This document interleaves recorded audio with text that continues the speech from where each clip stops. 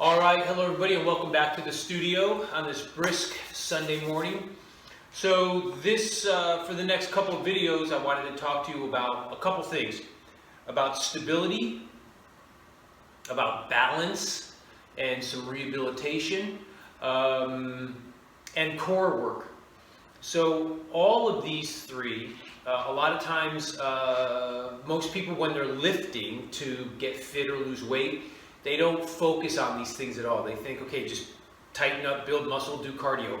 All important, by the way.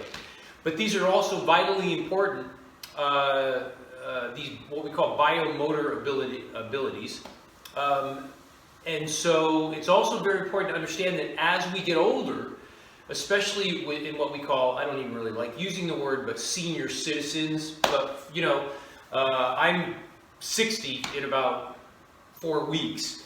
And as we progress in our lifespan, we start to lose coordination, core strength, and stability and balance. Those are three of the main things that we really look at as we're getting older to really keep those up. So with all of my clients, especially as they get older, but with all of my clients, we work on these things. Okay, having said that, today I just wanted to talk to you about stability. And one of the things I love using to develop stability are stability balls, what we used to be called Swiss balls. So this is a 45 centimeter, I know you can't see the whole thing, 55 centimeter, that's a 75 centimeter, that's as big as they get. There's also a 65 centimeter that I have over in the corner here. But they're fantastic, and if you get a really high quality stability ball, these are Duraball Pros. There's also balls that are called Togu balls, which are really good, and now I've seen,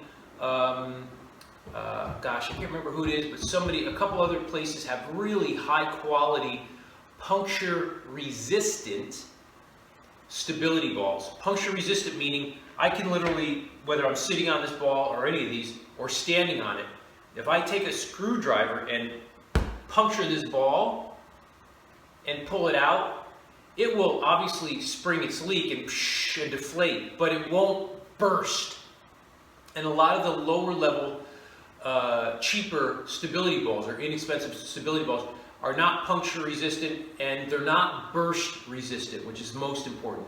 Meaning that, you know, when they get worn and torn, something little that can scratch it with the pressure in the ball, all of a sudden this ball, or not this ball, but one of the lower quality balls will just literally just explode or just burst, and it will rip around the seam and just completely drop you to the ground. So anyhow, stability balls are amazing. There's so many things you can do, and the reason they develop stability in the body is because they're so unstable, right? So if you're doing anything on a ball, its tendency is, as a ball, is to roll.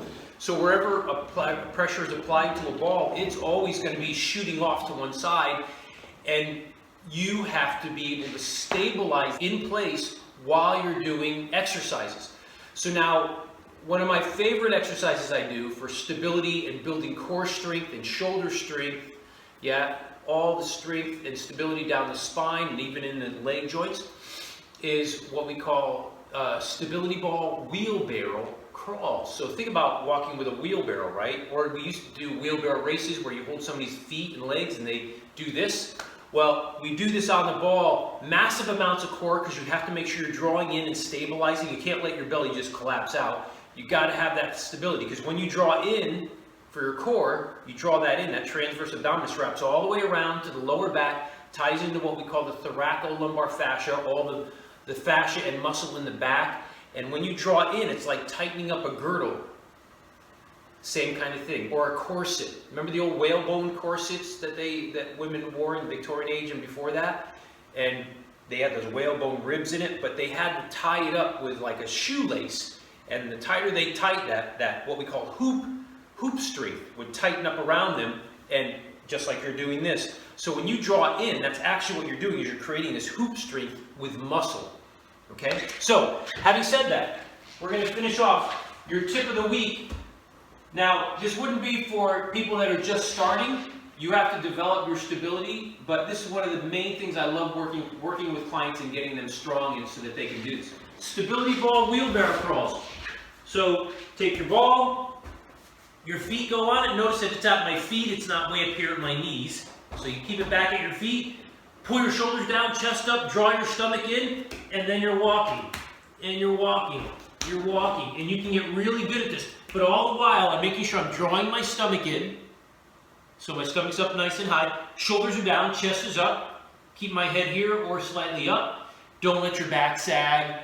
And keep the ball here at your feet. And then you can even start going backwards.